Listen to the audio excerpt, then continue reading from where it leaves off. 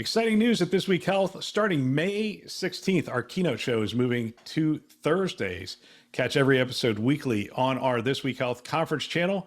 Don't miss conversations with top health system leaders designed to transform healthcare one connection at a time. Subscribe to This Week Health conference and stay updated every Thursday. Today in Health IT, we're going to take a look at the power of motherhood supporting maternal talent in the workforce with Sarah Richardson. We're actually going to talk to her and look forward to this discussion and talk about the motherhood penalty in the workforce. So should be interesting. My name is Bill Russell. I'm a former CIO for a 16 hospital system and creator of This Week Health, set of channels and events dedicated to transform healthcare, one connection at a time.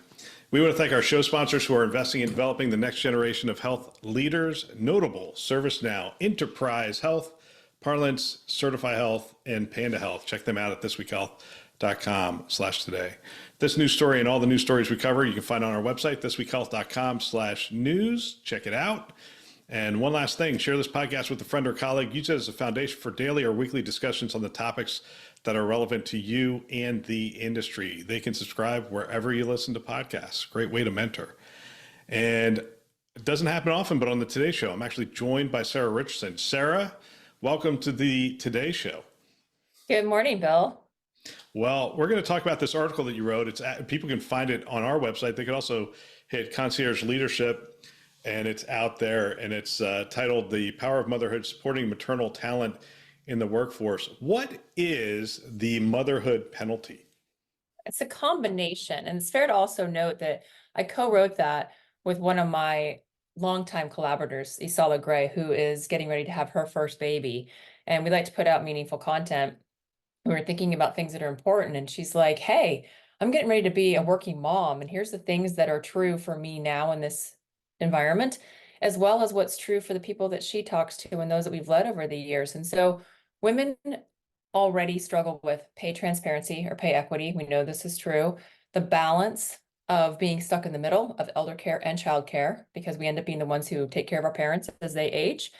And then looking really for that space to have a supportive environment where you're not the one who has to act like you're not able to go to a doctor's appointment or not able to go to a soccer game because you have to say there's something else happening. And then also the policy and the stipends that can potentially go with that. The reaction to the article that I loved was how many moms reached out to me and said, oh my gosh, I would love a stipend for childcare as an example of a way to feel like I could balance my life in a way that wasn't always a financial struggle.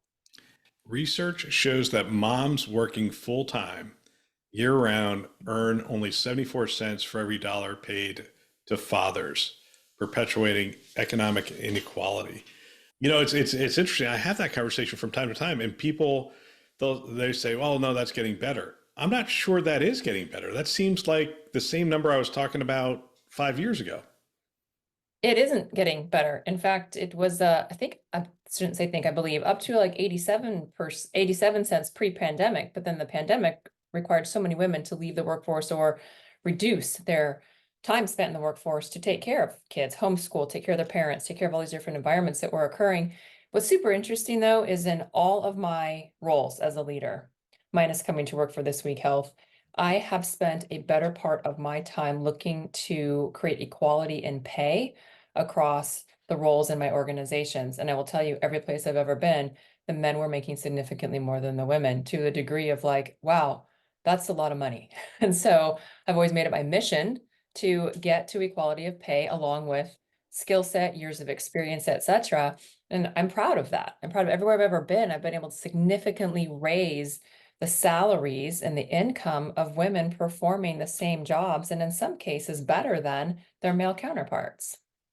Yeah, we could go down this path. I'm going to stick on this article since it's the Today Show, but we'll come back to this topic at another time, probably on our yet to be announced live show. Well, there you go. Well, anyway, people will pick up on that later. To a certain extent, the work from home things that are going on, I would assume, has alleviated some of this, not completely, but alleviated some of this. But what are some other policies that employers can look at or managers can adopt that would support women and mothers in the workplace? Sure. I've been at organizations, and one of the favorite things I had was a place where I worked that had a new moms class, like literally like teaching you what, hey, so you're going to be a parent. So guess what happens? Because if you work in healthcare, yeah, you're probably tied to your own employer when it comes to taking care of your family, inclusive of having a baby in many cases.